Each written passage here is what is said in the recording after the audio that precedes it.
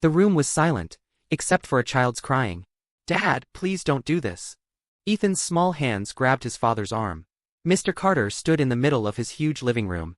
Marble floor. Big chandelier. House staff lined up, watching. His jaw was tight. His voice was cold. "You're fired, Grace. Pack your things. Get out of my house. Now." Grace, the nanny, stood there with a small backpack in her hand. Her uniform was simple and old. Her eyes were full of tears. "Sir, I swear I didn't hurt him," she whispered. "I love Ethan like my own child."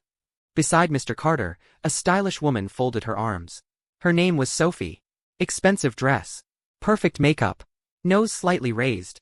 Sophie said loudly, "Carter, why are you even listening to her? Your son is scared of her. She's not safe. People like her only work for money."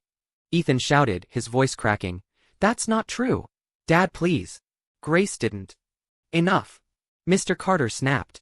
His shout echoed against the marble walls. Grace's lips trembled. Ethan's face was red with tears. Mr. Carter pointed to the door. "I never want to see you near my son again." "If you were in Grace's place, what would you do? Would you beg one more time? Or walk away with your dignity?" Grace looked at Ethan. He was only 8. Small, with messy hair and big brown eyes. She had raised him since he was 4. She had seen his first school day, his nightmares, his fevers, his tears. Now he clung to her hand like he was drowning. "Grace, don't go," he sobbed.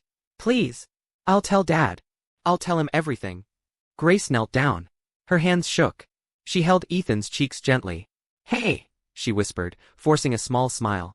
"You're a brave boy, okay? It will be fine." Tears rolled down her face. She tried to hide them. Mr. Carter looked away. Guilt flickered in his eyes for a second, but pride killed it. He adjusted his expensive watch. "Sophie told me what happened," he said. "Ethan was crying. You shouted at him. You even grabbed his arm." Grace shook her head quickly. "No, sir, I only pulled him back from the balcony. He was climbing the rail. He could have fallen. I would never." Sophie cut in. "Carter, are you hearing this? She's making excuses. She's blaming the child now." Grace's heart dropped. She remembered the balcony. Yes, she had pulled Ethan away. Hard. Because she had panicked. Ethan looked between them. His lips moved, but no sound came. He remembered something else too. Sophie standing behind the door after. Sophie whispering to him. "Ethan," Grace said softly.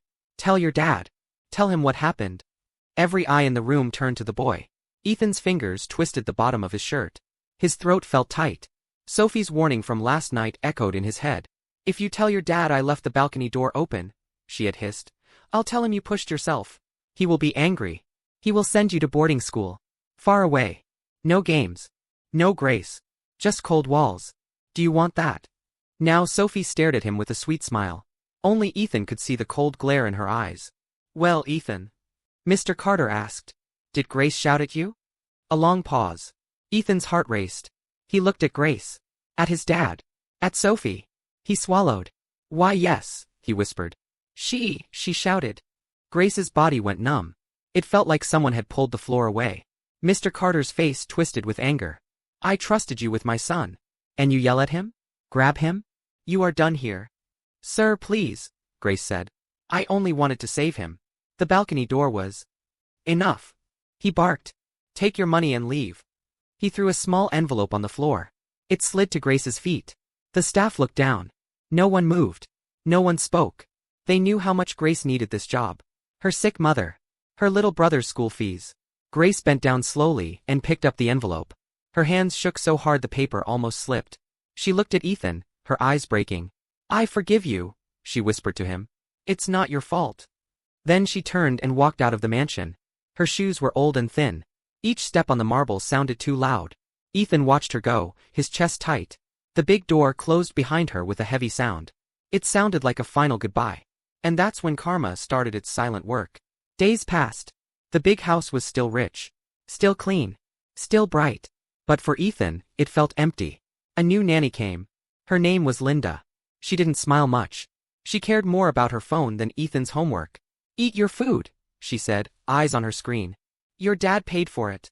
Ethan pushed the fancy pasta around his plate. "It's cold," he murmured. Linda shrugged. "So what?" Grace would blow on his food to cool it.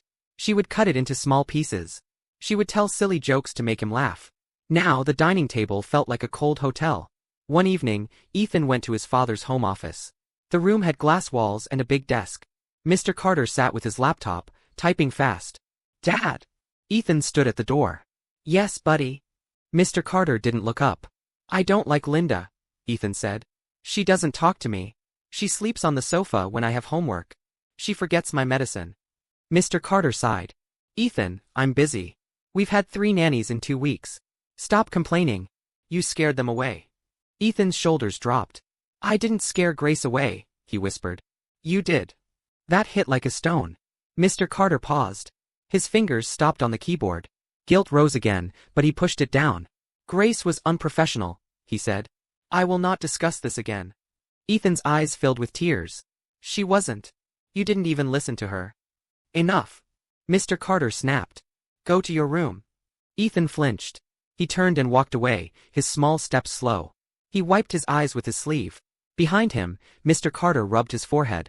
Why did that woman's sad eyes keep coming back in his mind? Why did Ethan look so broken since she left? That night, the house fell silent early. But Ethan could not sleep. He stared at the ceiling. The room felt too big. He whispered into the dark, I'm sorry, Grace. Next morning at school, things got worse. Ethan sat alone during break. His friends ran around, laughing. Mia, his classmate, walked over. Hey, where's that nice nanny of yours? The one who brings you homemade cookies. Ethan's chest hurt. She's gone, he said. Why? He looked down. My dad fired her. How come? He swallowed. Because. I said she shouted at me. Mia frowned. Did she? Ethan saw Grace in his mind. Her scared face. Her shaking hands. Her soft voice saying, I forgive you. He whispered, No. She saved me. Mia stared. Then why did you lie? Because he was scared. Because Sophie had manipulated him. Because his dad never listened when he talked about feelings, only facts. Forget it, he muttered.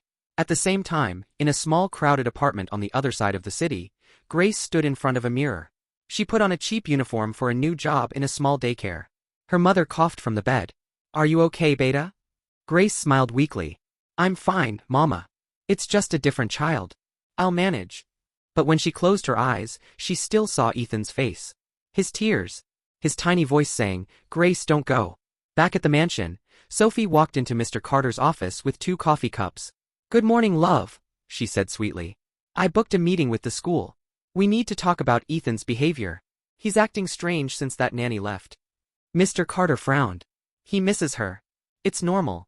Sophie's eyes hardened for a second, then softened again. She was dangerous. You did the right thing. Some poor people don't know how to handle rich kids. They get jealous. They become aggressive.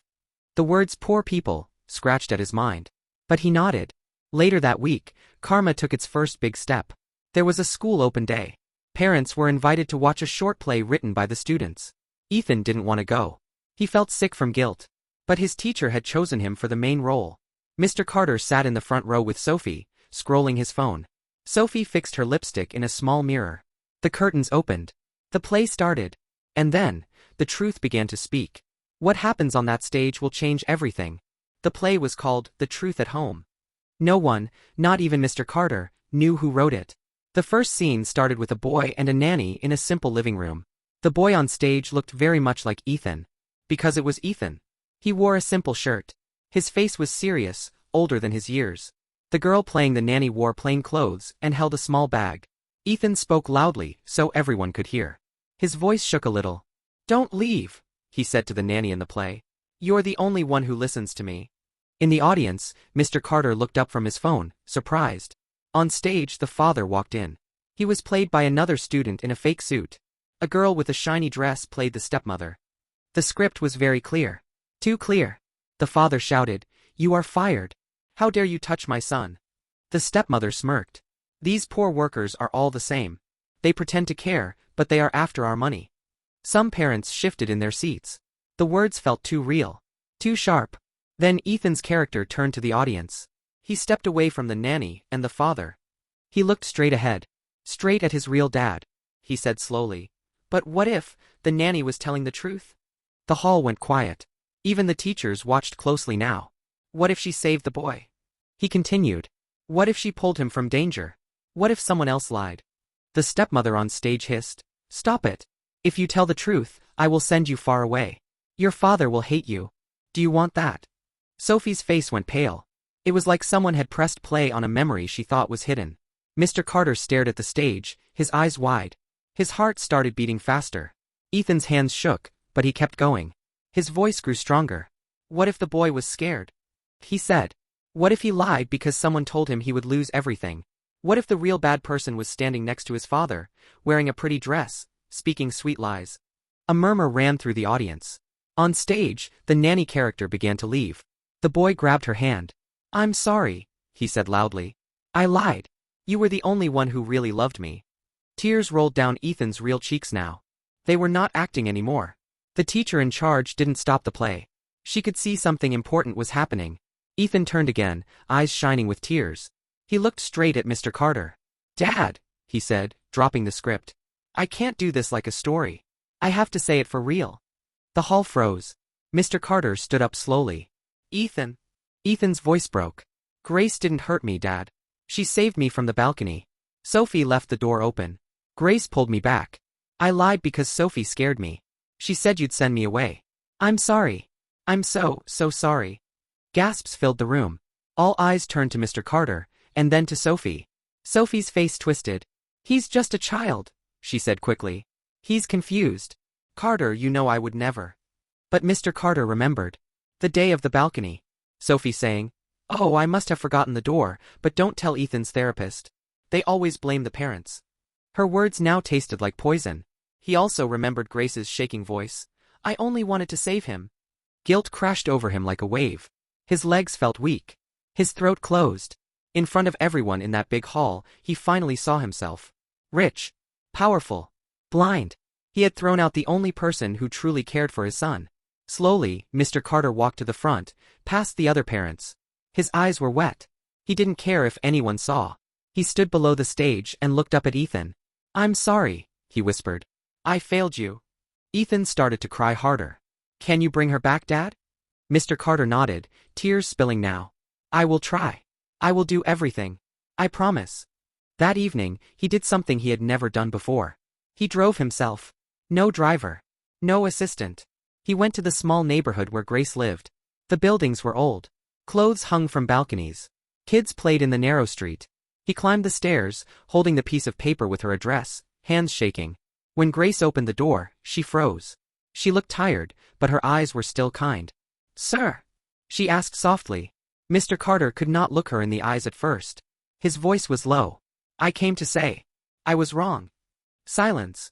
Only the sound of a fan inside her small home. I did not listen to you, he continued. I let my pride and someone else's lies control me. I fired you in a cruel way. I hurt you. I hurt my son. I am so sorry, Grace. Her eyes filled with tears. She had imagined this moment many times, but never like this. He took a deep breath. Ethan told the truth today. In front of everyone. He feels guilty every second. He misses you. He said you saved his life. Grace covered her mouth with her hand. Tears ran down her cheeks. Is he okay? She whispered. Is he eating? Is he sleeping? Mr. Carter's voice broke. Not really. Because he lost you. He knelt down right there in the narrow hallway of her building. A rich man kneeling on a cracked floor. I don't deserve your forgiveness, he said. But I'm asking. For Ethan's sake. Will you come back? Not as a servant. As part of our family. With better pay. Your own room. Health care for your mother. School fees for your brother. It's the least I can do after what I did. Grace stared at him, shocked. This was the same man who had thrown an envelope at her feet. Sir, please stand up, she said softly. You don't have to kneel. He shook his head. I need to. This is my punishment. My karma. She wiped her eyes. Her heart was soft, even after all the pain. I forgave you the day I left, she said quietly. Not for you. For myself. To stay alive inside. He looked up hopeful. Will you come back? She thought of Ethan. His big eyes. His small hand in hers. His laugh. His nightmares. Then she nodded slowly. For the child, she said. Not for the mansion. Not for the money. For Ethan.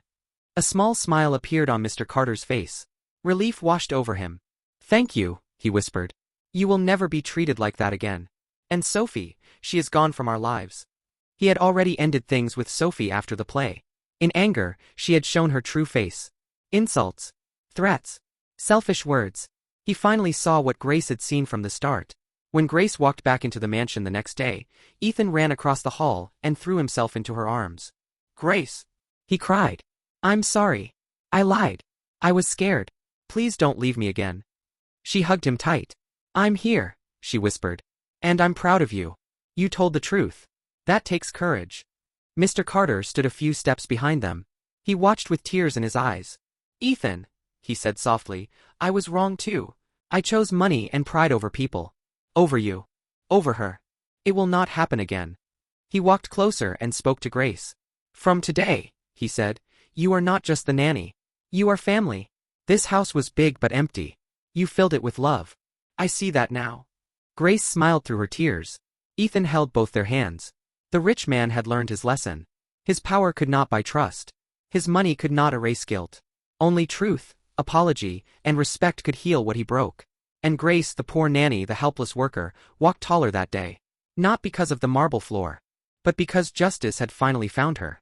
Never judge the poor by their position. The one you look down on today may be the one holding your whole world together.